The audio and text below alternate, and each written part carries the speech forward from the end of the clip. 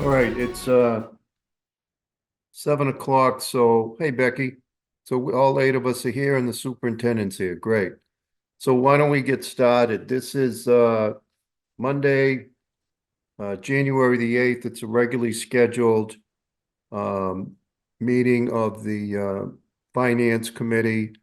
Um, Present at the start of the meeting, and um everyone is here from the committee. Ward 1, Councilor Greenberg; Ward 2, Councilor Mickley; Ward 3, Councilor Malachi; Ward 4, Councilor Gentile; Ward 5, Councilor Humphrey; Ward 6, Councilor Bixby; Ward 7, Councilor Grossman; and Ward 8, Councilor Lipoff. I want to thank you for getting here, not just on time, but a little early, so we can have some interaction with the superintendent.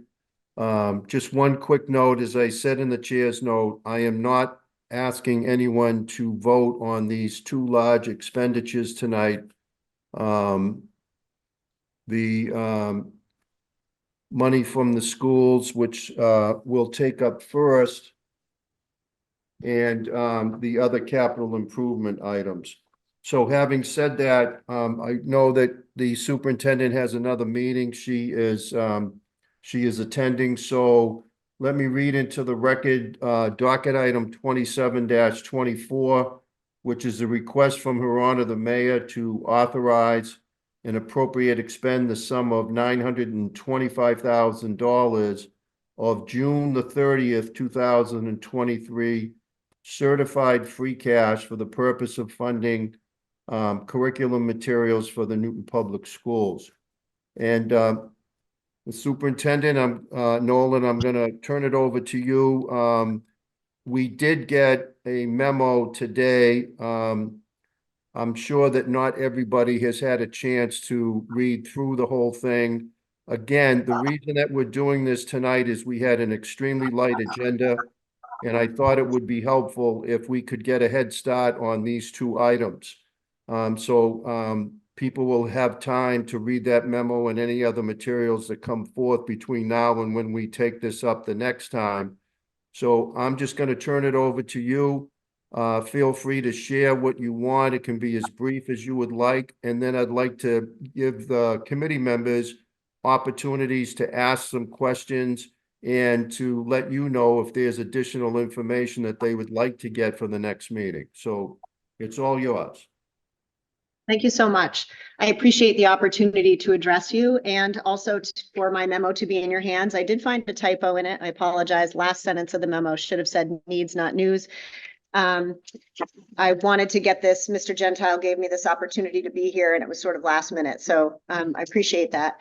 I've included in the memo that you have an update which will be presented tonight in the school committee meeting I just stepped out of, which is a draft curriculum audit cycle that will span the next decade for the Newton Public Schools. The Newton Public Schools has not undertaken formal curriculum review in at least over 20 years within the system.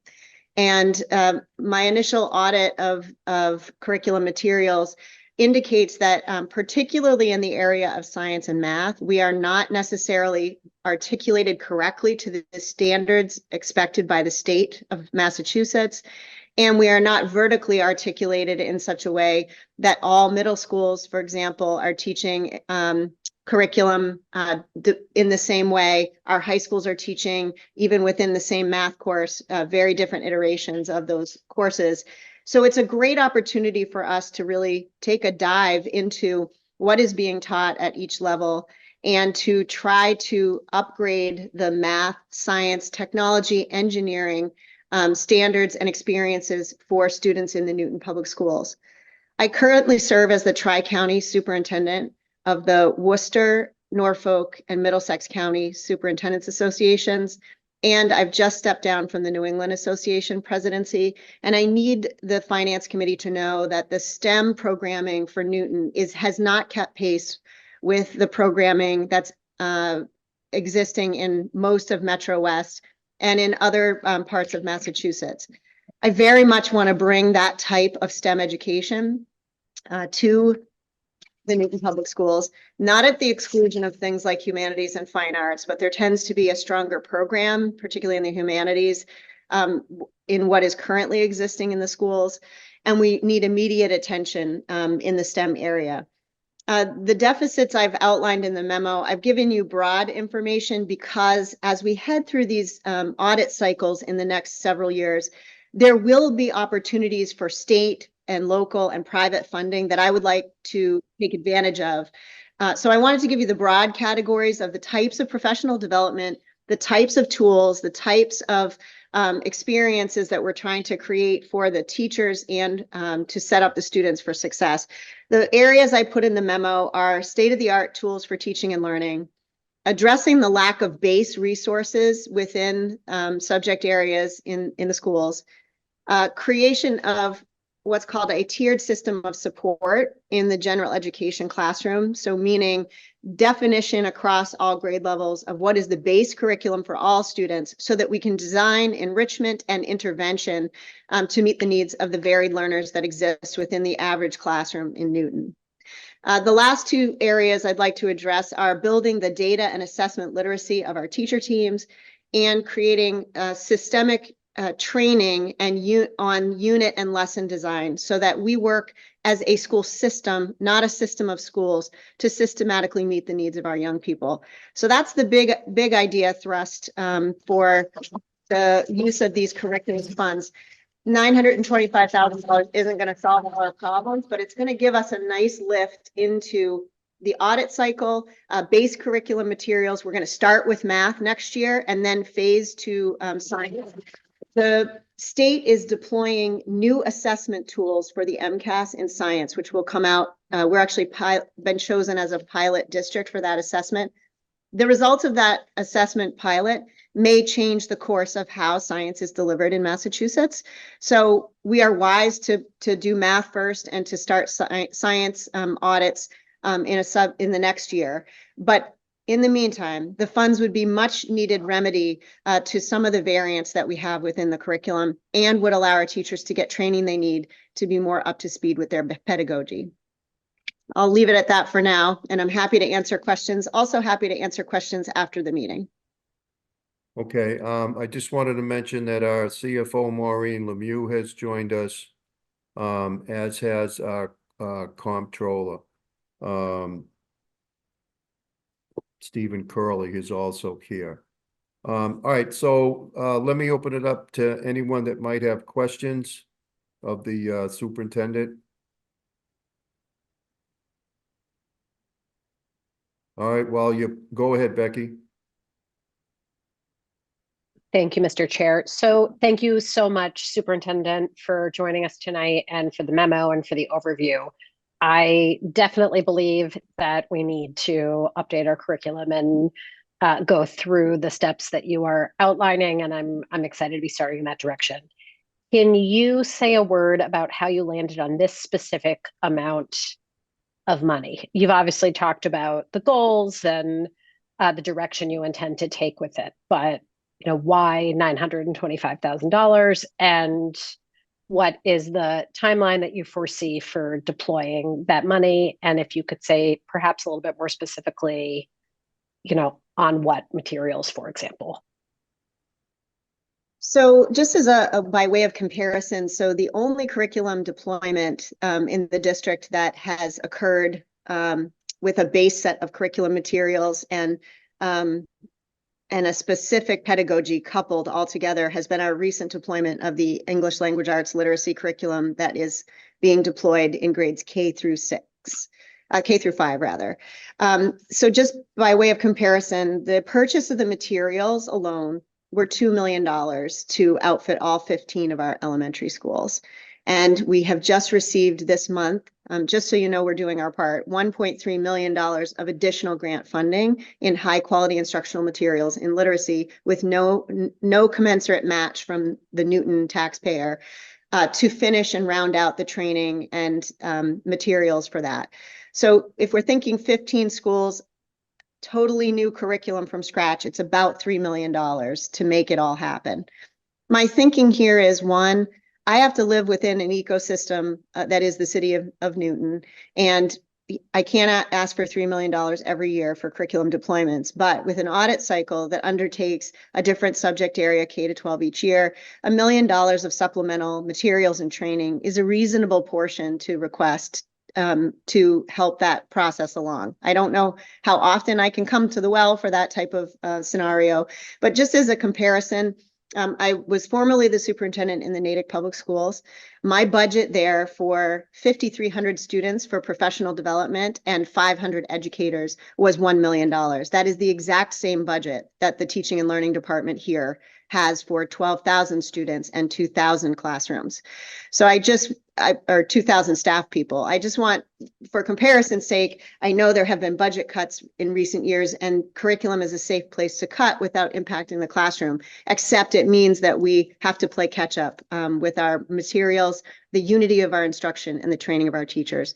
So those would be the types of purchases, Councilor Grossman, that we would be looking for: base materials upon which to create reliable curriculum scope and sequence, common assessments that would allow us to benchmark student skills across the system with the same kind of fidelity in every school, and the training for teachers to be able to use those materials, adapt the materials, and use some more modern technologies to extend the reach of their pedagogy, and therein personalizing instruction for students in a deeper way.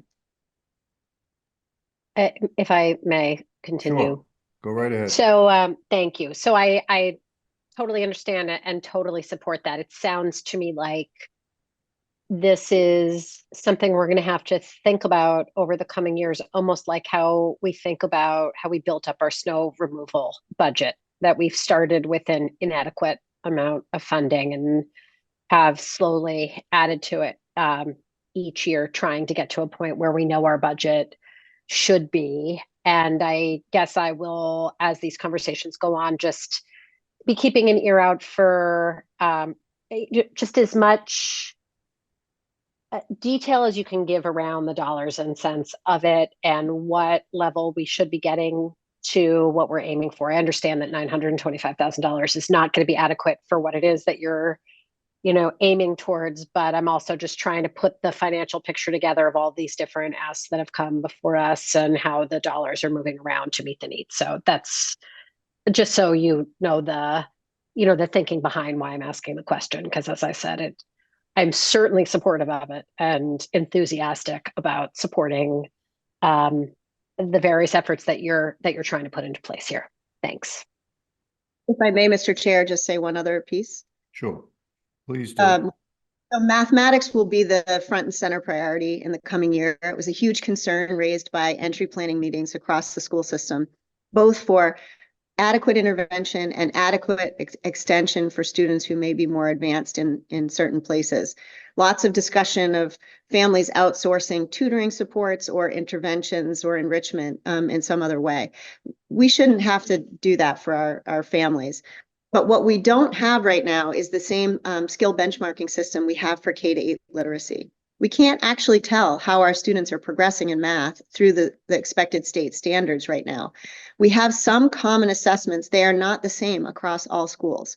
So in the absence of those tools, we really are sort of guessing about where students need to move along the K-12 continuum. So those will be my first priorities: benchmark assessment system for mathematics, and exploring the necessary professional development for our teachers to prioritize common assessments in the current mathematics.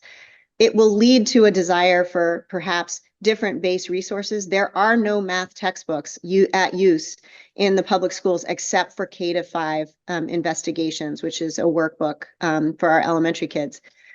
So we do need to look for those resources. And when I spoke to one of the math department heads at North, she said, Anna, I haven't looked in so long at the freshest materials. I don't even know where to look anymore. What are those materials?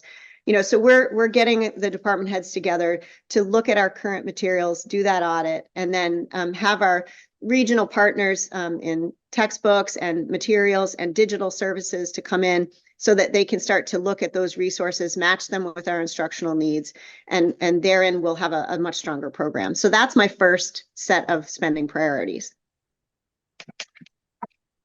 All set, Councilor Grossman? Yes, Other thank you. questions? I know some of you are new, but you've also done plenty of Zoom, so you know you have your raised hand whenever you want to use it. I don't see any hands, so let me jump in for a minute. It's early January, but I'm assuming that this money or the materials that will be purchased with this money, you're talking about for the next school year, is that correct? Or are you trying to get some things in now so that you can start doing some things this school year? Well, certainly if they were available to us in the late spring, we might be able to begin, depending on the outcome of our teacher negotiations, with teachers doing some of the workshop work that we would like to do. But yes, the intention is for next school year to be deploying these funds and to make them last as long as we can over fiscal years if possible. Okay. And one other question I have, when you say, and I think I got this right, that when it comes to STEM and comparing it to other communities, that Newton hasn't kept pace. That's an interesting comment. So can you tell me how that manifests itself? Help me understand when you say that, exactly what do you mean? In the elementary science program, the elementary school day is arranged in such a way that science is often an optional place where teachers put their instructional time. So just time on learning and the current units that are in play are outdated. I reviewed some lessons from kindergarten that I do believe were typed on a typewriter. They are in a binder and they are no longer articulated to the engineering and science standards of the current state expectations. Second, our elementary schools do not have classes in robotics, engineering, design thinking, and did I think say robotics? Yes. They don't have those design thinking robotics challenges or courses, specials, and they do not have digital and media literacy courses due to the fact that library teachers have been reduced to so little FTEs shared between two schools. They can only do their research and literacy instruction and have not been able to add the technology and media portion of the library technology media curriculum that exists at the state level. That's elementary school. And in terms of the middle school, the engineering classes that are run by our technology engineering teachers are largely still traditional shop classes where students do some design work, but it has not been upgraded to some of the digital design work that is more in keeping with current industry.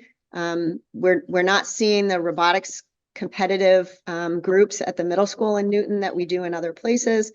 And we did one of the cuts at both high schools in recent years was the engineering electives, which I would propose that we need to re-engage. Finally, I would say to you that we do not have a dual enrollment process here of college courses, which are typically STEM-based in Massachusetts. Many of our surrounding towns have dual enrollment programs with community college and local colleges that allow students to take courses in STEM, web design, and other courses that accelerate their progress to college, different from AP. So this inspires a greater number of students to participate in STEM-based classwork in their high school years. We don't have any programs like that in our district. And so does the school system pay for those kids to take those courses? Is that how it works? So typically there's seed money. So for example, in Natick last year, we wrote a grant for $3 million over 10 years. There are monies available for this through the state for high school redesign. It depends on the district, but sometimes it's a sharing of the instruction between a Newton Public Schools staff person and a college person. Sometimes it's totally shouldered by the community college. Sometimes it's some hybrid scenario in between.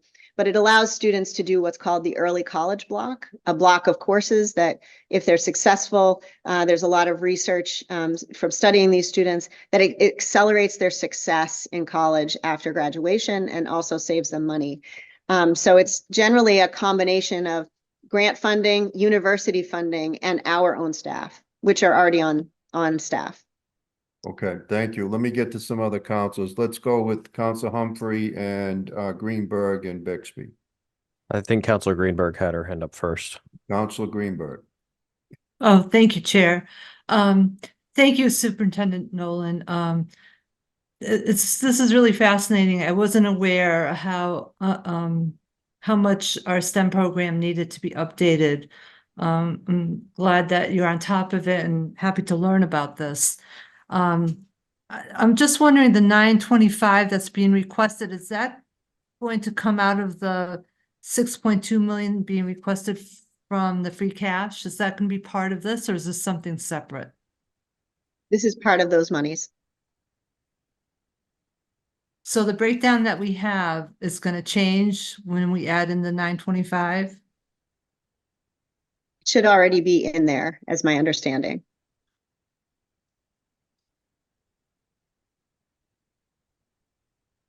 Okay, I'll have to review those numbers. Thank you. Is that it Thank for you, now? Chair. Yeah, Okay. thank you, Chair. Council Humphrey. Thank you, Mr. Chair. So Superintendent, I appreciate you coming and explaining, although I thought the memo was actually quite comprehensive as well, which is very helpful to have all that in writing. I certainly appreciate the point you've just been making over the last several minutes about technology-oriented curriculum content and things like that. I certainly remember that we did, when I was growing up in the Newton Public Schools, we did a lot of digital literacy stuff just all the time. And sometimes I feel like maybe the rest of the country, older and younger, did not get that. And we could certainly benefit from having a lot of the digital natives get, apprised on some of this stuff before they get too deep into it without those tools. But I also noticed, and I was also going to comment that, I had a 6th grade tech ed class at Brown Middle School that just in, half a year got me into web design, Photoshop, and a bunch of other things that have been sort of lifelong interests and tools of mine. So I certainly appreciate the need to get those funded for the kids. But I also noticed in the memo that you mentioned on a different side of technology about state-of-the-art tools. So rather than curriculum, the tools by which curriculum is taught. Now, I would assume some of that is in reference to these type of courses you've just been describing, but beyond that, I was wondering if you could elaborate a little bit more on that. I wasn't exactly sure what that meant. I also remember in middle school that there was an era when they started wheeling in smart boards very experimentally, and at the time it didn't do very much, but that was also brand new. They had just been pretty much invented at that point. Yeah, no, smart boards are not my jam. That creates a real teacher directed sit and get kind of experience, which I had when I was a kid in school, but it's not the workplace of the future for which we are preparing our young people. For those of you, out working in the working world, it's collaborative, it's agile, it's group-based. There's individual agency that has to happen, goal setting and accountability to groups. The best technology allows for that kind of collaboration, writing intensive and adaptive. So we're not fully realizing the adaptive technologies here that actually extend the reach of the teacher. And that is my bias with digital tools, that we use the pieces that actually free up the teacher from some of the more rote and mechanical tasks so that she can be at the desk side coaching your young people on those hard tasks, whether it's mathematics or it's, writing coaching, that type of thing. I'll give you one example. There's an excellent suite of assessment tools out there that teachers can personalize their assessments. They're called formative assessments. Let's say they're teaching Macbeth. Macbeth is in this assessment. They decide as a grade level group, all the 10th grade teachers, we're all going to give an assessment that's going to measure these 10 standards. It should be easily designed and curated in a platform where students can do that work. The teachers do not have to correct the multiple choice portion, and there is an aspect to it where teachers collaboratively grade papers online, blind scoring, and they learn to categorize excellent writing and push their students in a unified fashion across a grade level to better and better results. The analytics of this come to the teacher and her dashboard every morning, and she's able to see, oh, you know, Sarah was really struggling with syntax and grammar. So when I pull my small groups within my class, I'm going to focus on that with this particular group. And it creates the instructional groupings for the teacher. And so the teacher is not doing what many Newton teachers are doing now, which is designing the task on their own, correcting it by themselves, and then running around to find the differentiated materials and to make sense of the data that she just did. The turnaround is longer. The work is more intensive for the teacher. And there are so many tools like this that work to extend her reach so she can be more present in the classroom and really agile on her feet for day-to-day student needs. I mean, I was an English teacher. I had 30 kids a class times 4 classes, 120 kids. It would take me 3 weeks to get through the essays and the papers. We have technology that help the teacher move faster. Okay, thank you. I appreciate the explanation. Certainly, I'd like to, you know, hear at some point what the teacher's take on that is, but it gives me some confidence at least that it's not just talking about like more whiz bang stuff, you know, that's not really doing anything. I always think when we're assessing how we use technology at all in society, and unfortunately, it doesn't seem like that's the trend with a lot of this, but I always think it's important to ask, is this technology freeing up people from the rote stuff, as you put it, to be able to do more of the human things, or is it turning the humans more into robots essentially? And so it sounds like this, at least the theory behind this, is that we want the teachers to be freed up from some of the stuff that can be kind of automated so that they have more time to interact with the students directly, which at least that sounds good. So, you know, I'd like to hear more about that at some point, but I appreciate you answering that tonight. Thank you, Mr. Chair. All right, Counselor Bixby. Thank you, Mr. Chair. Thank you, Superintendent Nolan, for being here. And I did want to first just reiterate or emphasize what you said about the science curriculum often getting bumped. My kids often come home having been excited about something they were supposed to do that day and they didn't get a chance to do. And so, you know, we see it happen, unfortunately, you know, occasionally when there just hasn't been the time. Related to Counselor Humphrey's question, I guess, I was wondering, is any of this funding going to technology that the students would be using themselves, or is it all, you know, the technology side of this more from the teacher and staff perspective? So we contracted with Boston College's InTask group, which is their technology research group, at the start of this year to actually map what are the technologies that our schools are using in Newton. Of course, we've been delayed by the work to rule actions and haven't been able to deploy those surveys to teachers yet. We need to make sure that we're doing on work time, and there's just been a lot of other competing demands, but that is in the queue, and the report will be submitted to school committee this spring.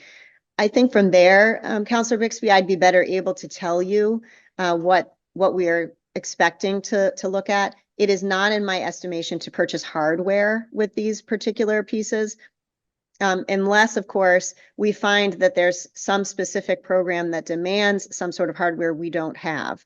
But I'm not hearing from, at least if I'm thinking elementary, I'm not hearing that cry from teachers like we need more digital hardware. There's really just more resources that they are looking for, leveled resources, resources that are easily adapted to the wide range of student learners that exist in today's classroom. Given the fact that we are a very complex school system in that we expect all students with disabilities and language needs to attend general education classes here, and it's a point of pleasure and a point of pride. But that requires a lot of leveled materials and differentiated materials that our teachers really break their backs to get within the average lesson and in their development. that's a lot on teachers. We can do better for them using technology to help with that. For example, there are science textbooks and social studies texts out there now where on any given thematic article, the teacher can slide back and forth across teacher lexiles, which is reading levels. So students who have maybe 10 different reading levels in a classroom can access a scientific concept, and the teacher has not had to go around and research 20 different articles on the same topic. That's, to me, smart use of technology that allows every child to get that content regardless of where their skills are at that moment. And then in our intervention blocks, we'll intervene for those young people without slowing down those students who are at or above grade level.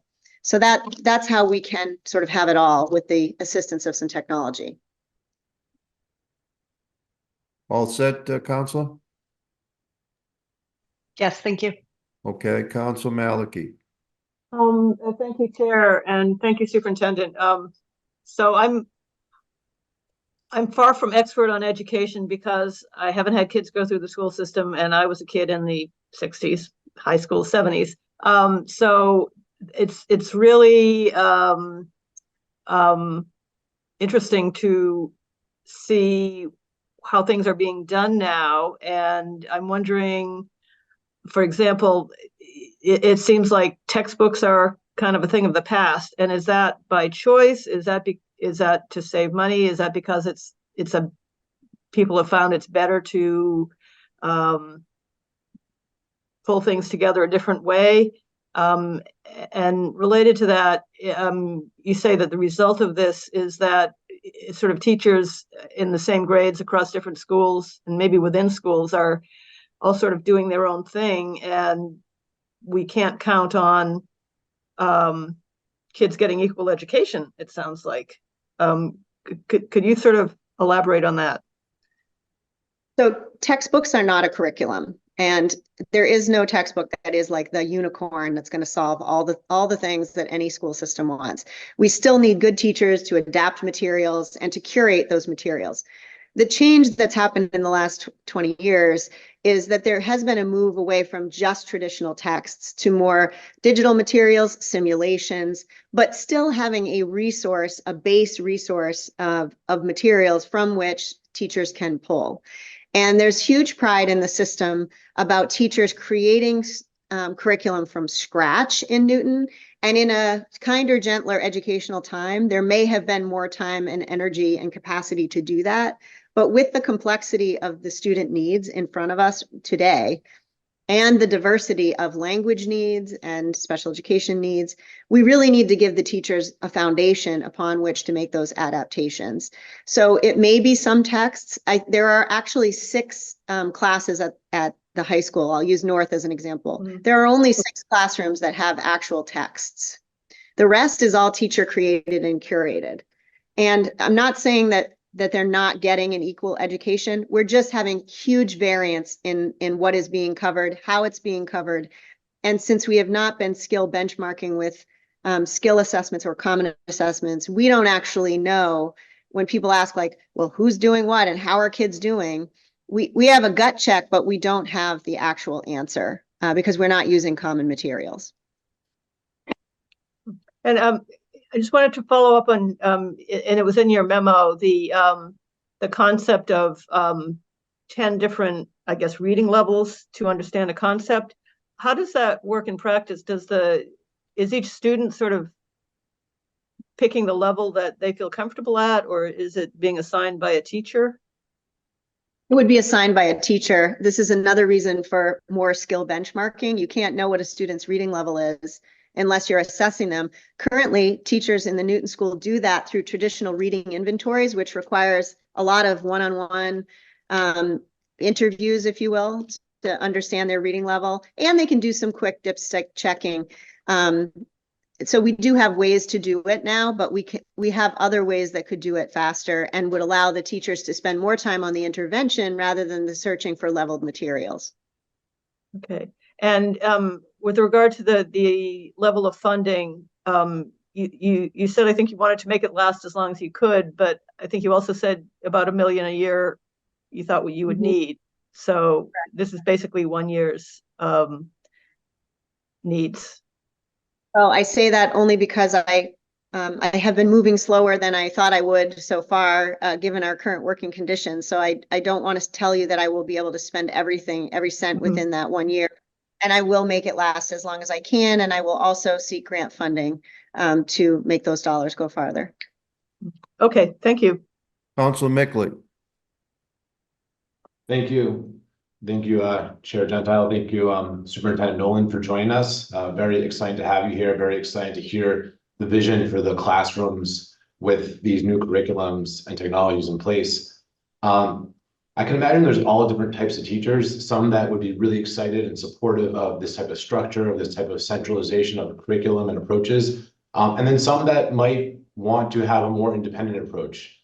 And I'm just curious, to me, the big challenge here is implementation, especially with that second group. How do you plan to get buy-in with teachers that might resist centralization, that might want independence of teaching in their own way? Yeah, what's sort of the thought and process with that? So really, we have to define what's loose and what's tight here. And the joy of teaching for me, I was a middle school teacher, English language arts. And what the joy of it for me was, here were the materials that I had at my disposal. Here was the young person in front of me and their particular needs. And then it was me in the middle, making those adaptations, making the joy of it, the juice of teaching is, how do you get this material mastered by this young person in the most efficient way and make them love it while they're doing it?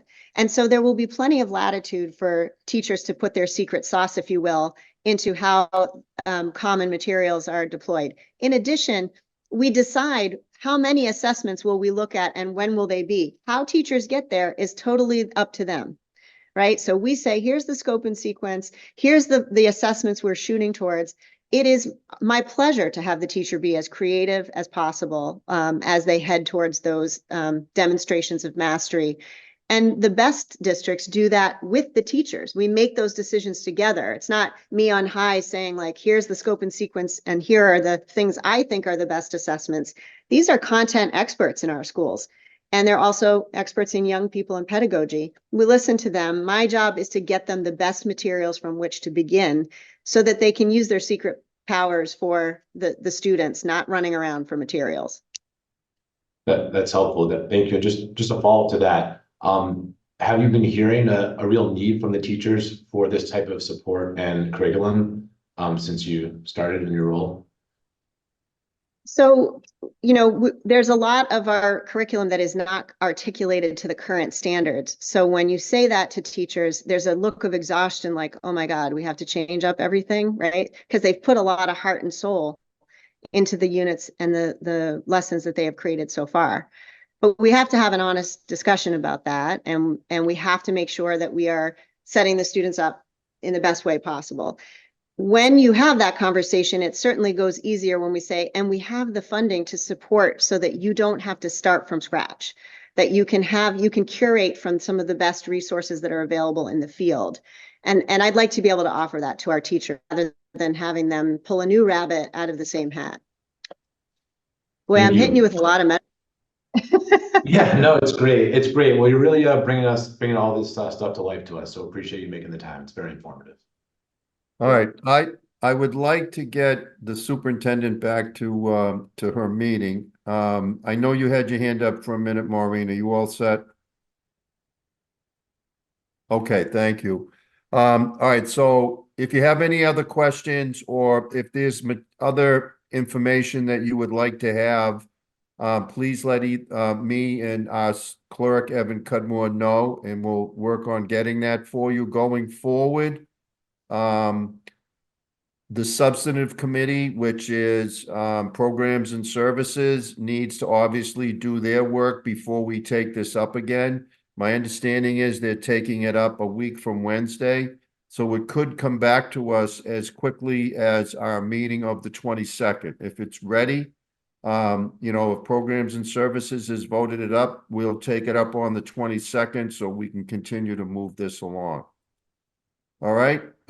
Thank you, Superintendent Nolan, and good luck at your other meeting. All right, next item. me see. We're gonna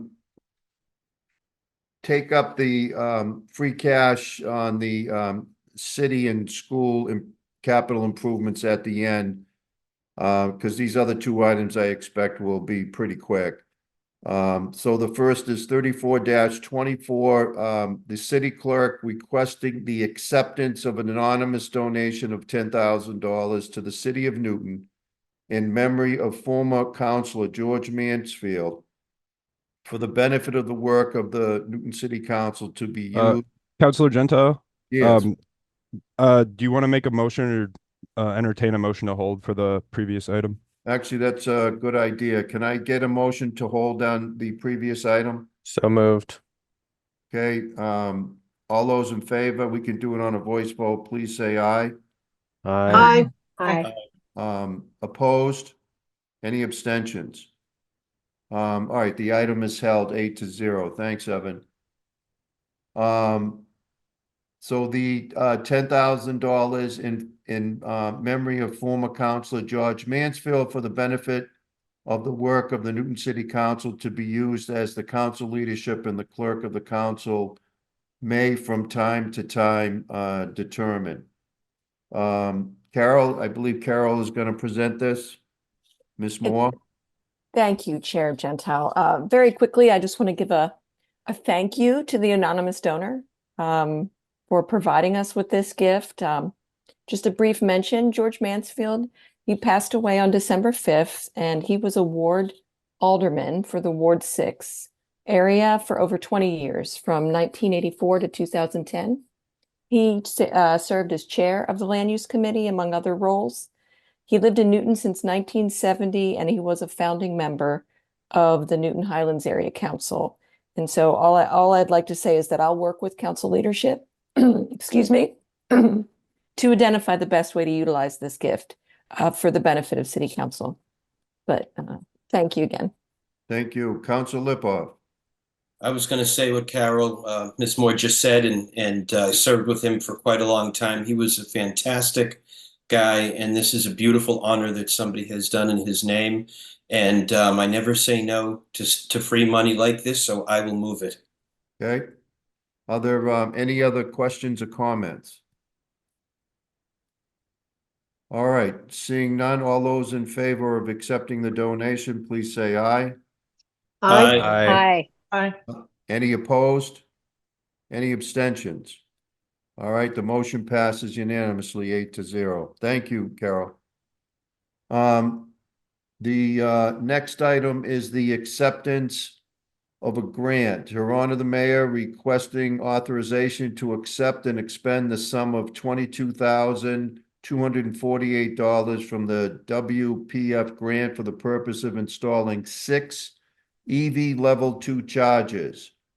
5 chargers will be installed at the DPW facility at Elliott Street and 1 at the director's parking lot at City Hall. And I believe Mr. Ferguson is here to present this item. Are you here, Bill? Yeah, thank you, Chairman Gentile. It's all Yes, yours.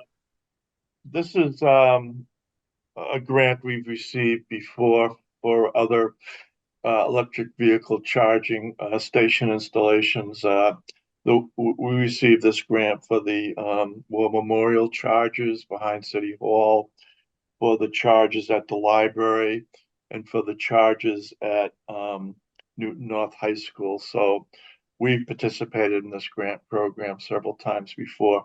So we're requesting authorization to accept and expend these funds. The 5 charges at the DPW on Elliott Street, we also got approval for $129,000 from Eversource.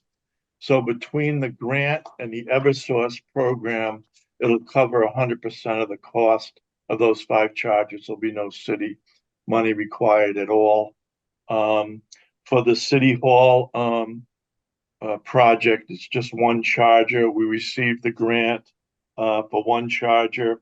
We do not have a pre-approval letter from Eversource yet. There are some complications to try to figure out if we can actually tie, if there's a sufficient capacity to tie another charger into the City Hall transformer over there. So so we have the grant. We plan on moving ahead with it if we can get approval from Eversource, and that's in the works right now. Okay, all set, Bill? Yeah, I guess I would see Commissioner McGonigal here. They're, I believe, buying 9, or maybe I've already bought 9 RAV4 Prime hybrid, plug-in hybrid vehicles. So the purpose of these charges at the DPW would be for charging those new electric vehicles that DPW has or is in the process of procuring. All right, so as Mr. Ferguson just pointed out, we have been joined by Commissioner McGonigal from Public Works. He's here for this item, and I assume for the next item that we're going to be discussing. But in the meantime, let me get to councilors' questions, and Mr. Commissioner, if you need to chime in, please do. Council Humphrey. Thank you, Mr. Chair. This is a quick question. Are any of these chargers open to the public use once they go in, or it's entirely for internal municipal use? Yeah, up till now, all of them have been for public use and for city fleet use. These charges at Elliott Street are behind the fence, so they'd be strictly for fleet use. They wouldn't be open to the public, and the charges at City Hall are also intended to be for just city vehicle use. There's really no way to accommodate the public in that small parking lot behind City Hall. And when we applied for the grant, for both grants, we applied for fleet vehicle use only. So the grants were awarded on that basis. All right, thank you. Any other questions on this grant? Seeing none, can I get a motion? More money, free money, Rick. I'll move it again. Thank you. Okay. All right, motion's been made. All those in favor, please say aye. Aye. Aye. Any opposed? Any abstentions? Okay, the motion passes 8-0. Thank you, Bill. Thank you. All right, the last item this evening is docket item 33-24. I guess I should, for the benefit of the public, I should read the whole thing in to the record. So it is Her Honor the Mayor requesting authorization to appropriate and expend $11,475,000 of June 30th, 2023 certified free cash to fund the following. First item is the Newton North Pool Air Handling Unit. The second item is to replace the entire roof system at the Pierce Elementary School. Third item is to replace the entire roof system at the Mason Rice Elementary School. Next item is to repave the parking area at the Brown Middle School. Next item is to replace the chiller at Newton South Building H. Followed by to repair the auditorium ceiling and playground improvement and toilet room installation at the Williams Elementary School. Install PA systems at Bigelow and Brown Middle Schools. Toilet room upgrades at the Day Middle, Mason Rice, Bowen, Memorial Spalding, and Pierce Elementary Schools. Paving, road improvements, and traffic calming. And then police headquarters to repave the parking lot and fencing. And the last item is at Fire Station 2 to replace the heat pumps for the staff area HVAC. And again, all of those come to a total request of $11,475,000. So I know that our Commissioner of Public Buildings, Josh Morse, is here. I think Josh is going to start this off. But if you have any questions on any specific items, again, we're not going to vote on this tonight because the substantive committee, which is Public Facilities, needs to take this up before we take a final vote. I just don't want members of the public, I know there's been a lot of interest in a couple of specific items, questioning why we aren't voting approval tonight. We need to wait for PF to do their work. So am I right, Josh? Are you going to start us off? I am. I do see Maureen has her I hand guess up. no, our CFO, Maureen Lemieux, is going to start us off. Thank you, Mr. Chairman. I'm just only going to take a very brief moment. Excuse me, I don't know what I did here. I'm going to take just a very brief moment just to set the stage, if you will, for the conversation. I know we have several new members to the council on this committee, as well as Councilor Greenberg, who I don't think has ever been part of the Finance Committee before. And so welcome to all of you. Just to give everyone a very quick bird's eye view. We had almost $28 million declared this year in free cash, actually $27.9 million. That is about 15 million more than we typically have. We typically run about 12 or 13 million dollars of free cash, which is about 2.5% of our budget. That money, we typically save most of it. We keep it set aside until we get to springtime so that we really understand what has gone on during the course of the year. This year, because we had so much free cash, we wanted to make sure that we really took a holistic look at all of the different things, the different needs that we have in the city. So we've already asked for, and you have approved, about $3.5 million of uses of free cash. 2.4 was for the turf field over at North. About 450,000 was really a transfer of the opioid funds that dropped into free cash from last year. This is to transfer them out so they could land in an account where we can actually spend them. And then we had a settlement for about $600,000. So you've already approved about 3.5. This request in total ends up being 12.4 million, 6.2 for the schools, 6.2 for the city side. Just as a quick mention, I think it was Councilor Greenberg who asked earlier about the 925. The reason that was addressed separately is because, as the chairman mentioned, that goes to the Programs and Services Substantive Committee. Everything else on our list is going to PF. And so that's why it was broken down a little separately. That 925 is definitely on the list within this $12.4 million. So I just wanted you all to know that this is our holistic approach at putting in front of you what we expect to come forward with, really to cover probably the next few months of requests for free cash. Once we get to, say, the April timeframe, we will be back if we've had a mild winter. If we don't have as much need for money for overtime for police and fire. All of those things are contingencies that we have in place right now. So if you approve this docket item in its entirety, we will still have about $12 million left in free cash for all of the other potential uses that we could have in the next 6 months. And so with that, Mr. Chairman, I'm more than happy to turn it back to you. I just wanted people to understand kind of the bird's eye view of what we're putting in front of you. Thank you.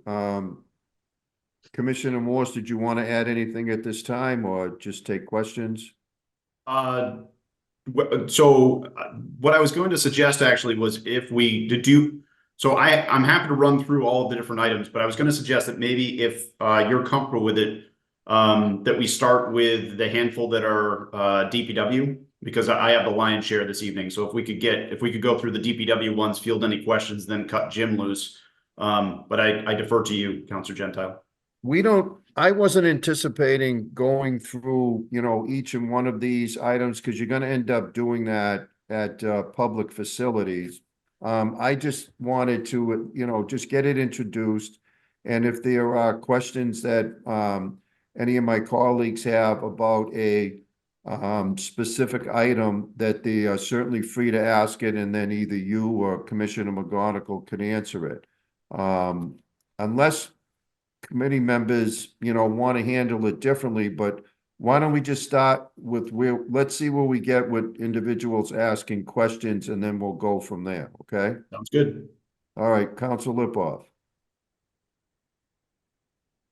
First and foremost, Mr. Chair, I'm curious, it's been probably 18 years since I've been on this committee. Is this going to be a procedure where we will review something, it goes back to the substantive committee, and then it comes back to us? Most of the time, will it go to them first and come to us to be disposed of? Is this I would say in the overwhelming majority of the times, it'll go to the substantive committee. The reason I did it this way, there were two reasons. Again, as I said in the beginning, we had a very, very light docket tonight, agenda. Honestly, if it had been in the middle of the year, I would have canceled this meeting, and I would have taken the two items that we just took up before the city council meeting and not dragged everybody in on another night, because we could have done that in 15 minutes before the council meeting. But I wanted to get the committee together, and since we were getting together, I thought it would be helpful where we have, 4 new folks on the committee, to get a chance to get out in front of these two issues. It's, $12 million. It's a big ask. So I figured that the more information that people could get earlier in the process, the better off we would be. But you're right. Right. Normally, we have the subset, unless there's a real super rush on something, Sure. and it makes sense for finance to go first, we can do it, and we do it, but it's rare. So, and we will continue to do it that way. Thank you. Fair enough. Thanks for the clarification. I just thought that would be good for the new people as well. On this item, it's exciting to be able to get all this work done. It's things we need to do. I'm in agreement with all of it. Read the backup. I've talked to a few people in the city, and I'm just excited about this. The one thing I will say for clarification is this is not the air handler at the pool is not something that has been a year. I and others have been talking to people in the city about this for probably 4 years, about the chlorine that was overwhelming people that were swimming in there. So I am absolutely thrilled that this is finally getting taken care of. I think this is great. I have no other questions, just to applaud the use of this money. Thank you. Okay, any other questions from other members of the committee? Councilor Grossman. Thank you, Mr. Chair. First of all, I echo Councilor Lipoff's comments, and I'm eager to get to work on what are badly needed capital improvements. I had a question about the air handler situation. Obviously, we've received a lot of communications about it, and this is not the first time I've heard of it either, but it did seem to rise to a different level of urgency. And Commissioner Morse, if you could just comment on the current safety situation around the air handler and the timing. I was a little concerned with what we heard from folks. Thanks. Absolutely. So my understanding is that a lot of the correspondence that you've gotten over the last few days is in response to the fact that this item is before you this evening. I believe this is advocacy and constituents supporting or supporting you, hopefully supporting this item, I believe is what's occurring. But that being said, the air handling unit at Newton North High School that serves the pool area has become more and more problematic as of late. Newton Public Schools has authorized the building department to do several repairs, one of which was approximately $30,000 about a month ago. And it's been becoming more frequent that we've had to make larger investments to keep that air handling unit functioning properly. So there have been periods of time where it is not performing up to par, and we've gone in and fixed it. As of today, and I did speak with David Stickney from Newton Public Schools a couple hours ago, the system is running as per designed. It was, as folks remember, we did our air balancing and testing throughout the pandemic. It was confirmed that it was operating per design then. This has a building management system, so we can see the actual cubic feet per minute of fresh air and ventilation rates. It is still operating per design. But I will say that the air handling unit is just one part of maintaining the indoor environmental conditions in the pool facility. There are a lot of aspects to that, and many of them, if not most of them, are operational. So that'll be something that we will continue to work and support Newton Public Schools on. Okay, thank you. I think the only other comment I'd make is a lot of these items just strike me as pretty urgent, and I understand that public facilities and any other docket item programs and services need an opportunity to discuss it, but I'm strongly in support of these items and ready and willing to support them as quickly as our process will allow. Thank you. Thank you. Council Maliki?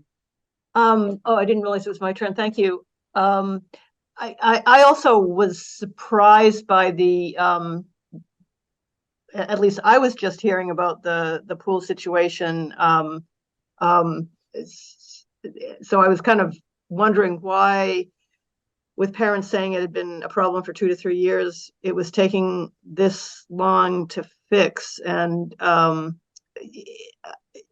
is it that the breathing problems, the skin reactions, that's sort of coming to a head this year, or has it been going on a lot longer? Because my one and only visit to the pool was actually the spectator area during my class of 1973 reunion tour of the school, and I noticed the corrosion, crazy corrosion on the metal surfaces up there, and I kind of thought, oh, they must have skimped on the quality of the metals.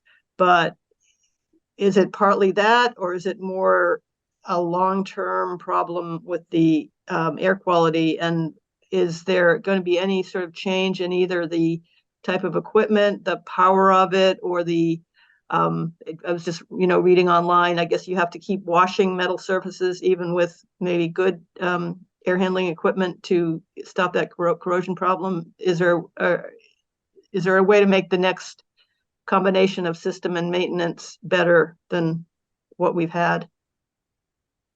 Great questions there. So I will freely admit I am not a pool expert, but I know a pretty good amount. There are several things that can be done in indoor pool facility that can extend the life of the various assets, including the air handling unit, but also all exposed metal surfaces, all interior finishes. So what happens is when chlorinated pools evaporate, they produce chloramines. Chloramines become airborne and they corrode any exposed metal surfaces, and they can break down even non-metal surfaces. So in order to combat that, you have a bunch of different things you do. An air handling unit will ventilate, it will dehumidify. Those are all things that help. But in addition to that, things like covering the pool whenever it's not in use has a profound impact on the evaporation rates and the chloramine release.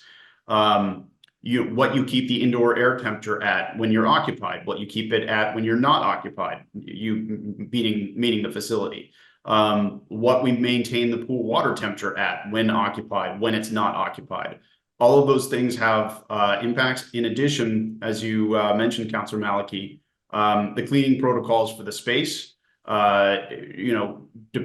each pool facility operates slightly differently, but that is certainly an area that needs significantly more daily cleaning than you would find in other parts of any facility. It has higher demands. So those are all things that I know Newton Public Schools is focused on, and that I've shared many of the emails that you have shared with me.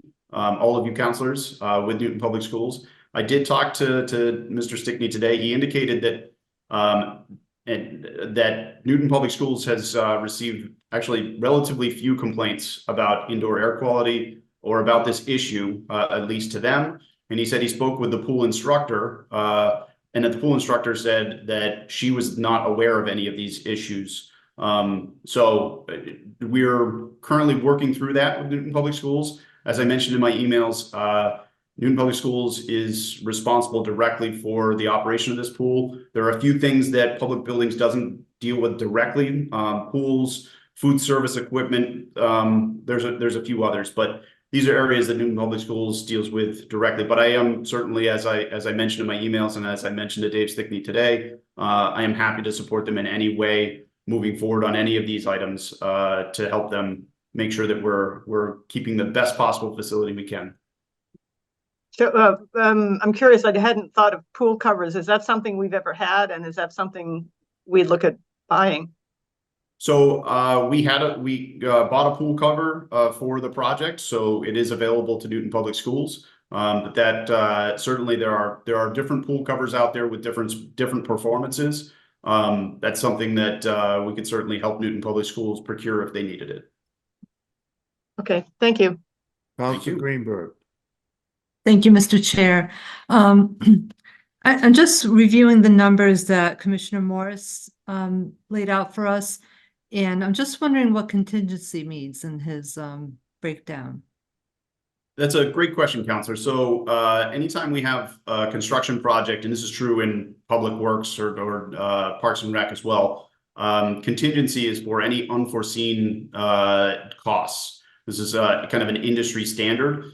Typically for new construction, it's 5%. For an addition renovation, it's 10%. For some unique projects, it could be as much as 25%. But this is for either things that design team miss, things that we need to add when we get into the project. And it's especially important with these projects because many of them have not been designed yet. But I will take this as an opportunity just to let the Finance Committee know that the numbers that you see in the backup for my items, what I did is because we have so many projects going on right now, I have professional cost estimates for our larger school projects, and they include square foot costs for a variety of different things. So I used that as and applied it to the areas that for each of these project areas. And then in any cases where we had recent bids here in Newton, I used those as a check and balance as well. Okay, thank you. And then I see that your grand total comes to 5 million, then plus the 925 from the superintendent, that comes to less than 6. So we're missing 200,000 somewhere.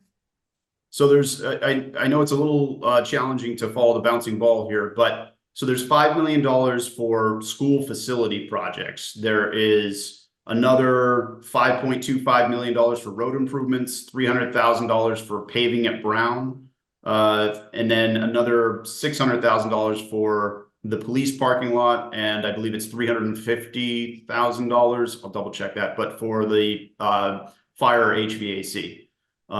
If you add in the curriculum, that's how you get to the total number of just north of 12 million. Okay, thank you. That's it. Thank you, Chair. Okay, next I had Council Humphrey. Thank you, Mr. Chair.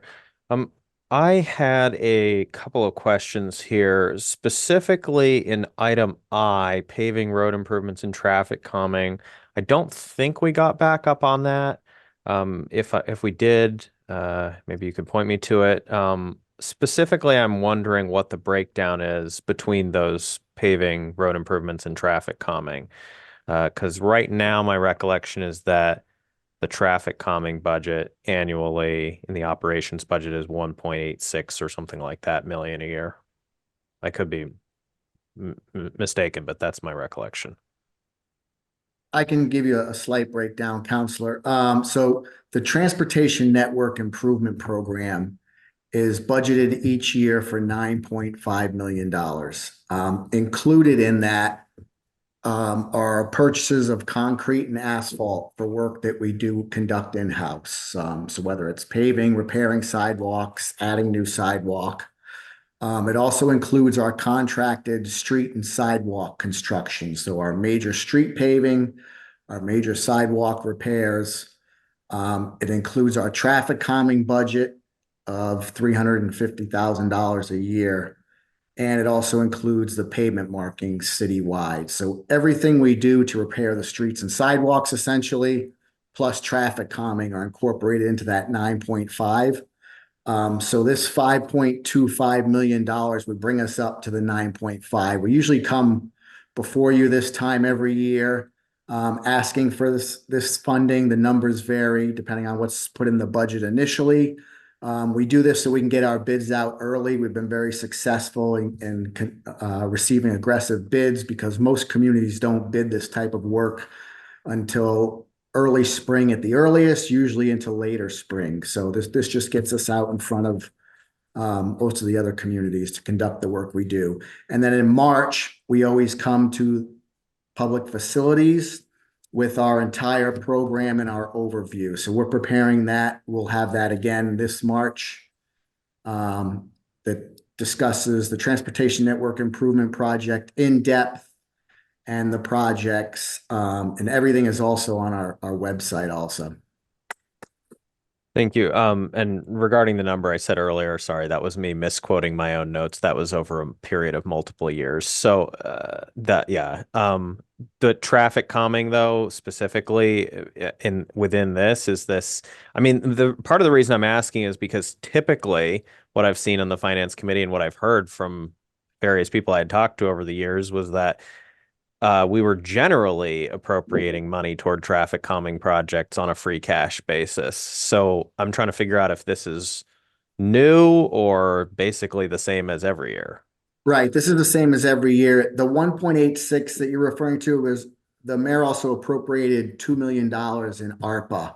So we have additional, right now we have 17 traffic calming projects underway and or in design. So that may be where you receive that number also. But every year we budget $350,000 specifically for traffic calming, which comes out of that 9.5.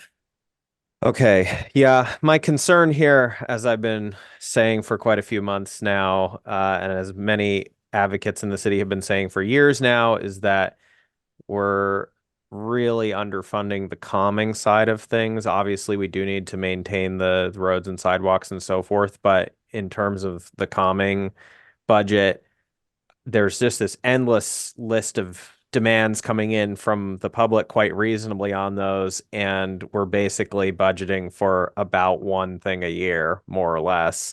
And yes, we got a little bit extra out of the ARPA money, but you know, this one jumped out at me within this list because it seems like a pretty typical free cash appropriation that was stuck in here. And I was trying to sort of figure out if there was any real differentiation there. And I guess that goes to my next question, which I don't know if this is a question for department heads or for Ms. Lemieux, but as some of the other counselors have said, a lot of this seems really quite urgent. How would we have fixed these things if we didn't have a big pool of free cash this year? If I may, Mr. Chair, unfortunately, we would not have. There's only so much we can do. And excuse me. So we worked very closely with the school department, trying to identify, their key needs and needs that don't necessarily rise to the top. The problem is we have so many things that need to be done in the city. There's only so much money. And so there are some things that just never seem to make it to the top unless we put a real effort into doing them. We've done that with the small neighborhood roads that are in terrible condition. We actually put some money every year toward those, toward the worst roads in the city that would never make it, to the top of the pile at this point. We somewhat did this with this list that we're bringing to you, but we did it every step of the way in conjunction with the school department for what they felt that their needs were. So back in the fall, when I was asking, what types of projects like this were out there, were urgent needs, I was directed, well, just look at the CIP. It's all in the CIP, but obviously the CIP is very, very, very long. So how did we end up with this specific list? These are, as everyone has said, they're all great priorities, but how did we pick these particular ones out of that longer list? Okay, so I will start that answer, and then I think Commissioner Morse can jump right in. Most of these are in the CIP and actually do have good scores in the CIP. Excuse me. I'm not sure that the Brown parking lot was in there. So there might be a few that were not there, but I believe most of them are in the CIP and have decent scores. It's just that with us building, having such major projects right now, all of these smaller things, there isn't enough money to do everything. Yeah, Maureen hit the nail on the head, Counselor. I think the only other one that sticks out is not really, it's teased into the CIP in different areas, but is the restroom upgrades throughout the schools. And I think you probably all know how, that may not, each individual restroom doesn't really rise to a capital project, but in the aggregate, they certainly do. And when we're working with principals and the NPS admin team, restroom upgrades is that, quite frankly, may be one of the most profound projects we do here with respect to the day-to-day impact to the staff and students.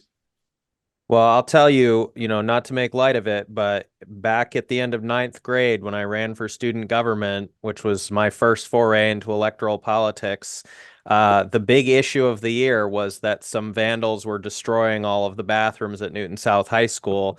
And by bringing attention to that in a very vehement way in my speech, that, got me elected. But I guess part of what I'm wondering here is, why was it supposedly fiscally impossible this past fall to do exactly this kind of proposal in 3324 of these types of maintenance spending items? This is what I asked for. This is what almost everyone on the finance committee last year was asking for. That's the part that I'm having a hard time understanding, is why is this coming to us now as the proposal when it was supposedly, no, we just can't, we won't even consider that. Some of these items, a few of them at least, were things that I specifically put in a public memo as suggested things that we could be doing as relatively short-term, one-time maintenance projects to get caught up on stuff.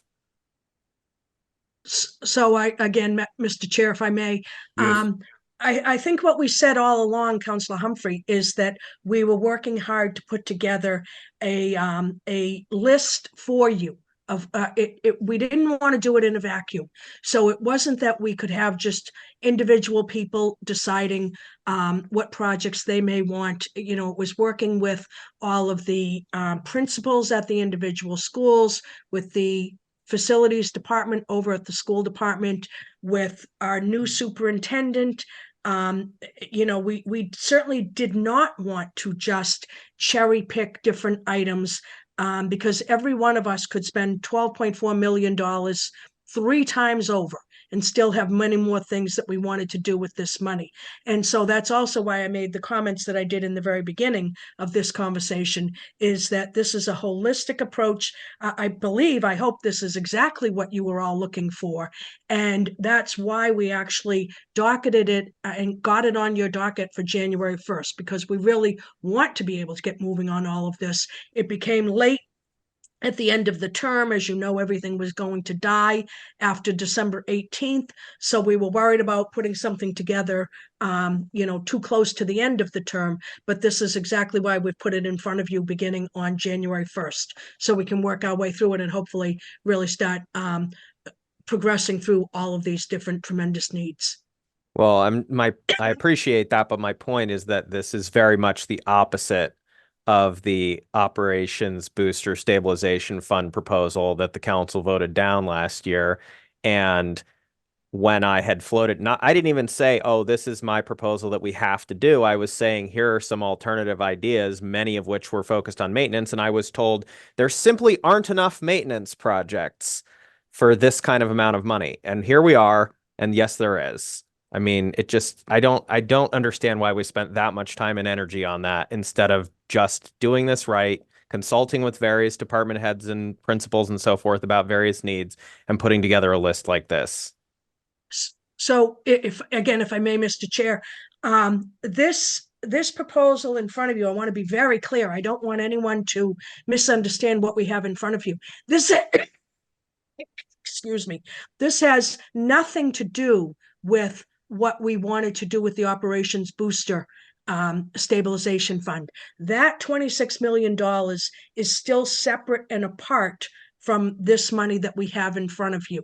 This is from our free cash. As we said to you all along, that we were fortunate that we had such a large free cash declaration this year that we were going to be able to do many things.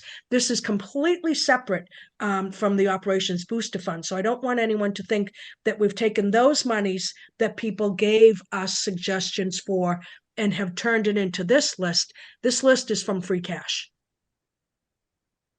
All right. Thank you. I had Councilor Bixby next and then Councilor Mickley. Thank you, Mr. Chair.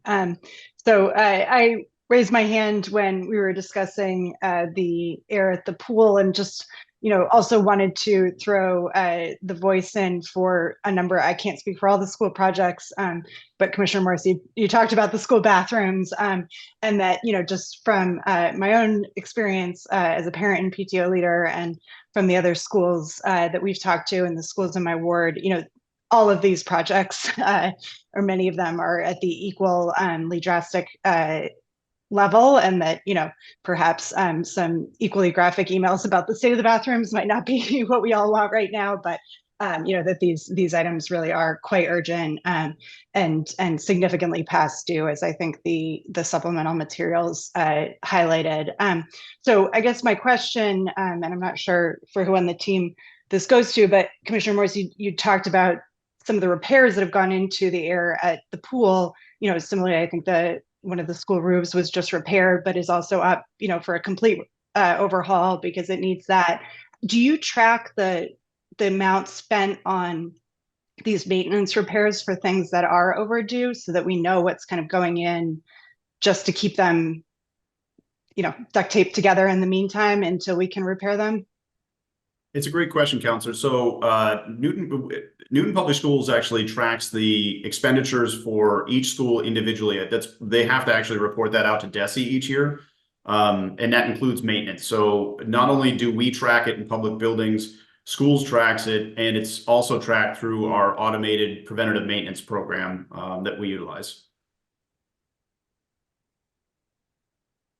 But it's a great question, because that is something that we use. That's one of the tools that we use when we're looking at an asset to determine when the end of asset or end of life is approaching. School roofs are a good example. There's two roofs that we're proposing. You have the Pierce School roof, it's about 21 years old and needs to be replaced, and then you have the Mason Rice School, which is 36 years old and it needs to be replaced. Roof is supposed to last 20, 25, 30 years. Some roofs will last 40 years. Other roofs will last on the lower end at 20 years. But it's through watching those watching our maintenance programs and our preventative maintenance programs, tracking the dollars. That's one tool that we'll use to identify if we're getting to a point where it's a depreciating asset that needs to be replaced. Josh, you mentioned DESE. Why don't you take a minute just to explain what DESE is? Department of Elementary and Secondary Education. So it's a state organization that Newton Public Schools works with very, very frequently, including all districts across the Commonwealth. And they cover anything and everything having to do with public education. But for these purposes, there's a lot of financial tracking and auditing that occurs through DESE. It's an organization that keeps track of these kinds of money spent in a way where you can compare school system A to school system B. It's real helpful in doing that. Absolutely. Councilor Bixby, did you have another question? I mean, I think this is probably a longer term question, but just looking at what's been said tonight, it looks like we could kind of see what's going into maintenance of these this is not the only list of overdue items. We could look at that, and then what also needs to be spent to potentially fix some of them in a more significant way. It sounds like you're doing that, but we could look at it ourselves as well and kind of see what might be up or how we could be investing some of those maintenance funds and getting ahead of the issue. Yeah, absolutely. There's a few different things there. So one, I would recommend that that we work together through the capital improvement plan process that you will start working with the council this spring on. That'll be a good opportunity for the whole city council, but especially our newer city councilors, to get up to speed on that process and how we approach that from a risk-based and impact-based perspective. And then from a preventative maintenance standpoint, certainly I can elaborate into how we approach it from the public buildings department side. Some of those questions may need to go to Newton Public Schools with regards to how they handle kind of prioritization on their end. So for the new counselors that may not be aware, Newton Public Schools has their charter maintenance account. So they hold the funds that are expended to maintain, upgrade, and service their buildings. Public buildings is basically the general contractor. They identify the need, they authorize the expenditure, and we make it happen. Thank you. Okay, Council Mickley. Thank you, Mr. Chair. Two comments, questions. The first is just a note on the actual agenda. It looks like item K is missing the number associated with it. Fire Station 2, I believe it should be $350,000 based on the backup material. I just want to note that for when we vote on it to add it there so that the numbers add up to the number up top, $11,475,000. And then a question which applies to this, but is just a broader question for me to understand our bidding process and how we are incentivized to come under budget on these projects when we put out a number there. If we're using outside vendors, outside providers, or just doing it ourselves, and we put these numbers out there, what incentives do we have in place to try to come under budget and make sure that, if we ask someone to build a roof and they see this number, that they don't just throw that number out there and that's what we pay? It is a great question. And actually, I am reminded of conversations I had when I first started with the city 17 years ago with Alderman Coletti and Salvucci. Councilor Gentile will remember these, where they hated that we had to put the number out there. But in order for me to come in and ask for the number, I kind of have to put it out there. But Councilor Mickley, you asked a great question. So all of our projects are competitively bid. So do I love the fact that they know how much money we have? No, but the check and balance there is that they're bidding against multiple contractors. So that's where the competition exists. I mean, theoretically, you could have collusion, but we don't see that really. The bid spread on a lot of these projects is as much as 20% between the high and the low. So there's definitely, we get good competition. So I feel pretty confident that we're in good shape there. As far as coming in under budget from a project management standpoint, that is something that I certainly pride the Public Buildings Department on. We turn back a significant amount of money from our projects. We are the vast majority of the time we come in well under budget. So, and you'll see that as a member of finance, you'll see us come back typically once a year. And we will turn back money and repurpose it for other projects. May not be public buildings, could be another need in the city. Great, thank you. Thank you. Commissioner, I had one question, and though you already answered it, I wanted to make sure that everything in front of us was on the capital improvement plan. And I was also hoping that many of the projects were high up on the list. And it sounds like the one item that was not even in the plan was the parking lot behind Brown.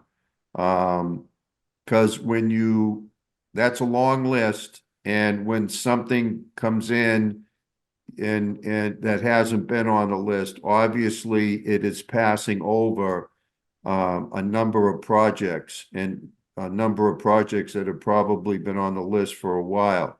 So when we get asked about this, if we get asked about it, I'm assuming that the answer from reading the backup is that before somebody breaks an ankle, trying to, get out of there, coming to work and parking behind the building, that the lot is extremely unsafe. And, somebody could either turn or break an ankle, walking in, especially if it's a little darker or whatever. And, again, from reading the backup, I assume that's the answer.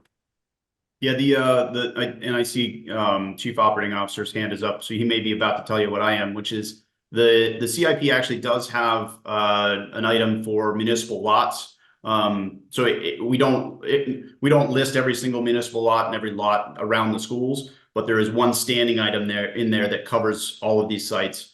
It's something that Jim and his team work together on, and I know Jeannie Fairley actually through the ADA transition plan weighs into that as well. Jim does it not only through the parking lot and kind of parking lot condition standpoint, but also from a stormwater standpoint. But specifically to your point, Councilor Gentile, I would encourage folks to take a look at the backup that was provided by the principal over there. The parking lot is in very tough shape back there. Not only does it create tripping hazards for the staff and students, but also that is a drop off and pickup location for the school vans. So that's another reason why it's important that we address that issue.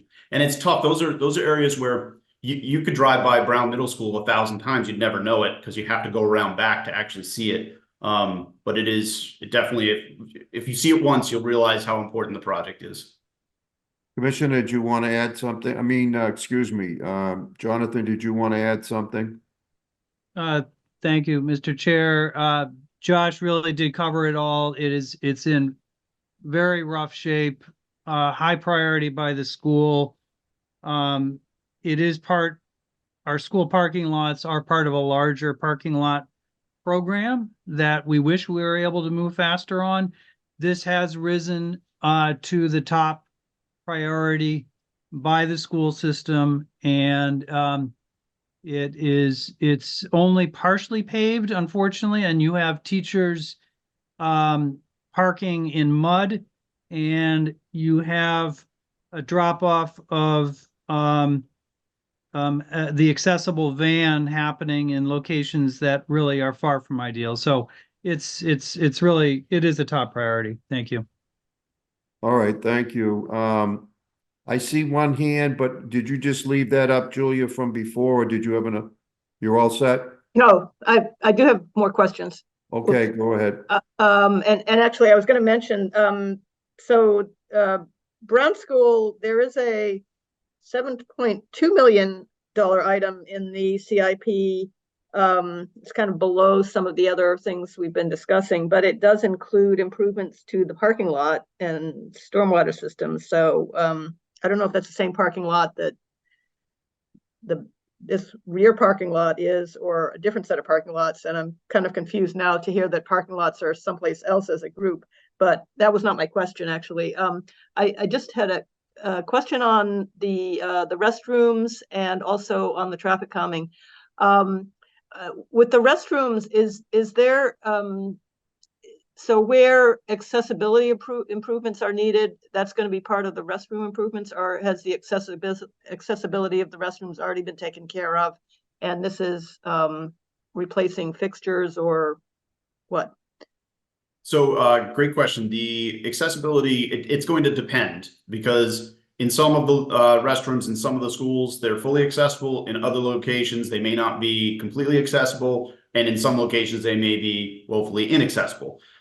Each of those projects will be unique, and we'll work directly with our design teams, with Jeannie Fairley and Newton Public Schools to identify those on a case-by-case basis. But in general, I hate to put it this way, but we're going to try to make it less gross. That is really our primary objective. So new epoxy flooring, new painting, lighting, ceilings. If there's fixtures that need to be replaced, certainly partitions I could see being a major element. And then, yes, Councilor, accessibility as needed.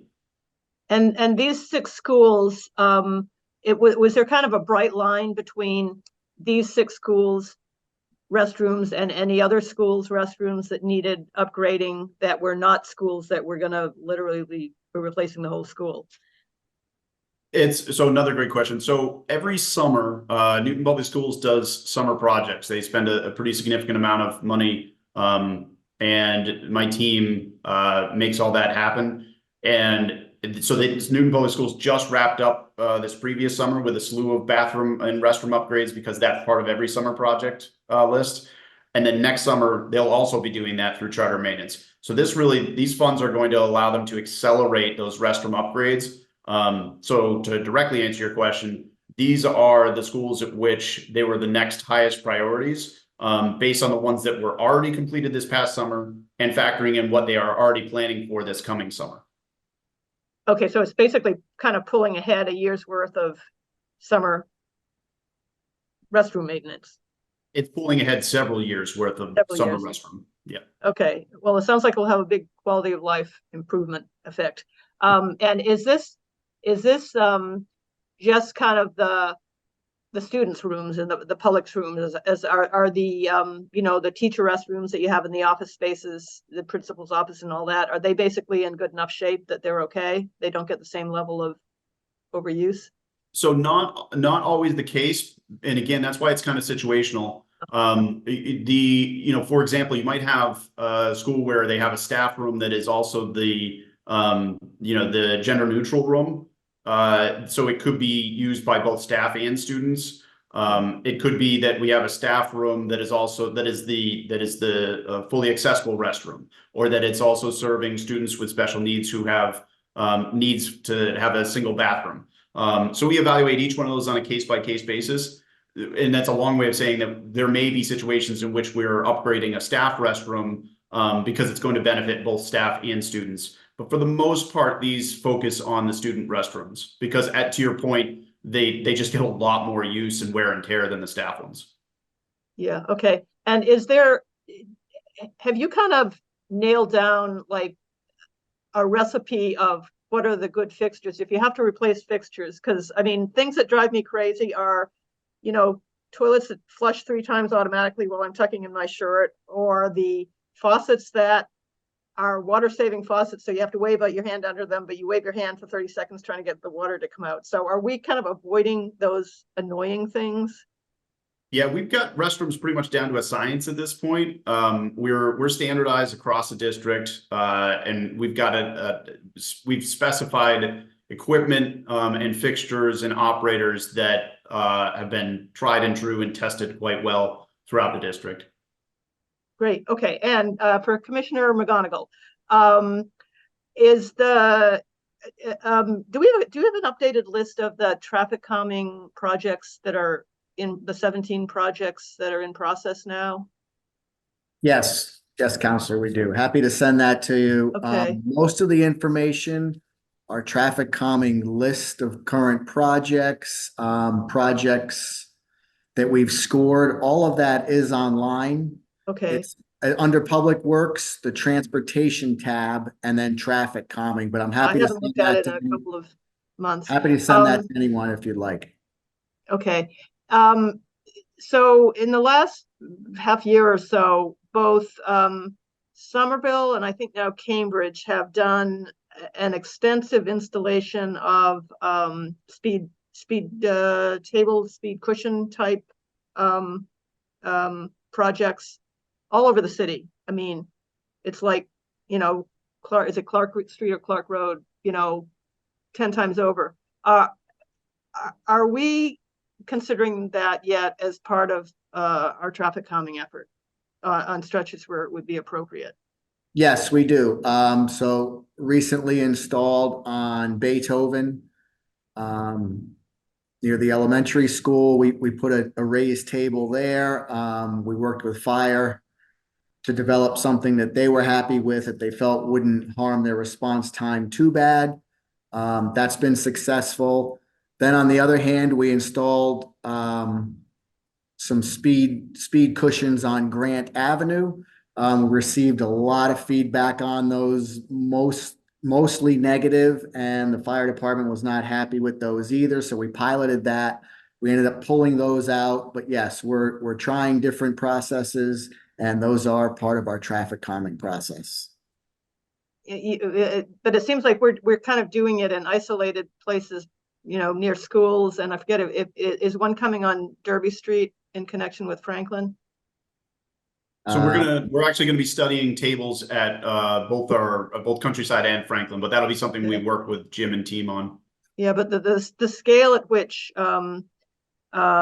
Somerville and Cambridge have been doing it is, an order of magnitude higher, and somehow their fire department seemed to be okay with it. So I'm just wondering why that would not be something we could do as well. Like I said, we have been piloting some. We have been piloting some of those and really looking forward to see what results they get.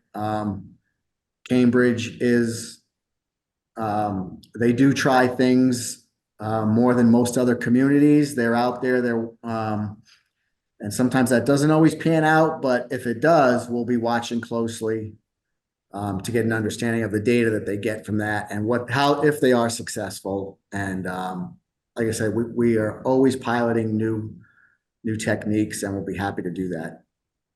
Okay, thank you.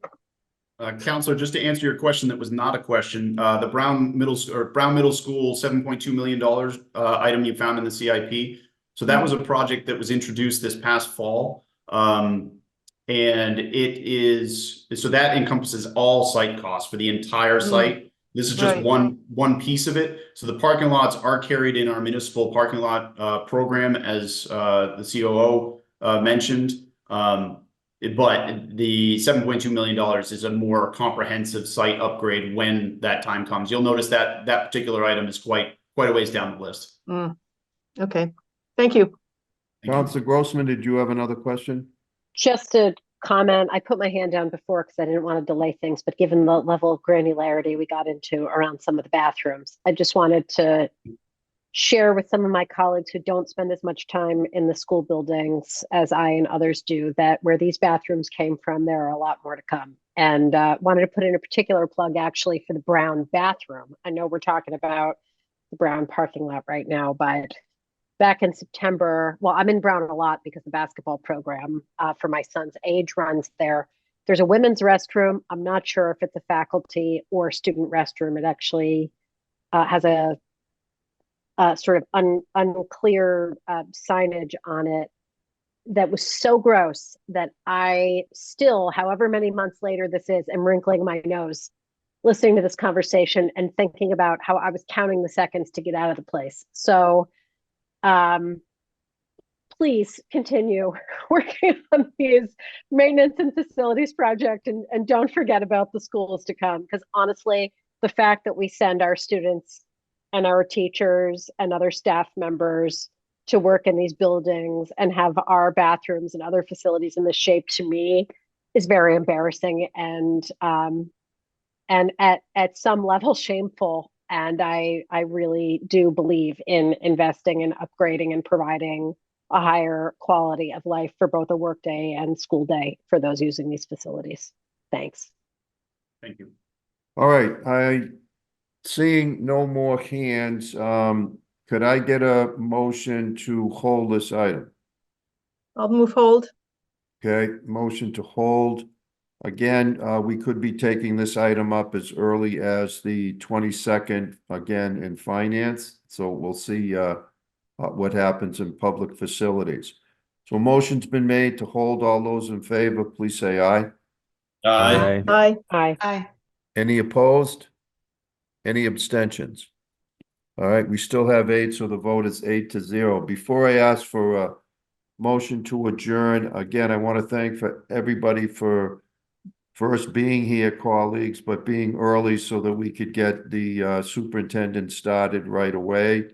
I want to thank all staff for being here. Our comptroller, Mr. Curley, was prepared to give you the numbers on the free cash number, how much we started, how much we've spent, and what we'd be left with if this item is approved. But Maureen gave it to you, so I didn't ask him to do it again. But Steve, it might be helpful so that we have it for the next meeting to just a short memo with those figures, since I know you have them, okay? Sure, I can send that out. All right, thanks. And so again, all of you that showed up, staff, that includes Perry and Connor, thanks for being here. The only other thing I want to mention is going forward, I don't plan to do things any or much differently than our former Chair Grossman did. I'm going to keep these meetings as Zoom. Going to keep them at 7 o'clock. I tend to try and move things along, but I don't want anybody to ever feel that they're being rushed into a vote. So if you need some more time on something, you just need to let me know. And communication's the key. You know, it's a saying that we use all the time, but it really is very important. So if you have any questions, any comments, suggestions, and especially criticisms, just please pick up the phone and give me a call. I could use the help. And that's really it. Can I, we concluded our work for tonight, so can I just get a motion to adjourn? Motion to adjourn. All right, all those in favor, please say aye. Aye. Aye. All right, we're adjourned. Thank you. Good night. Aye. Good night.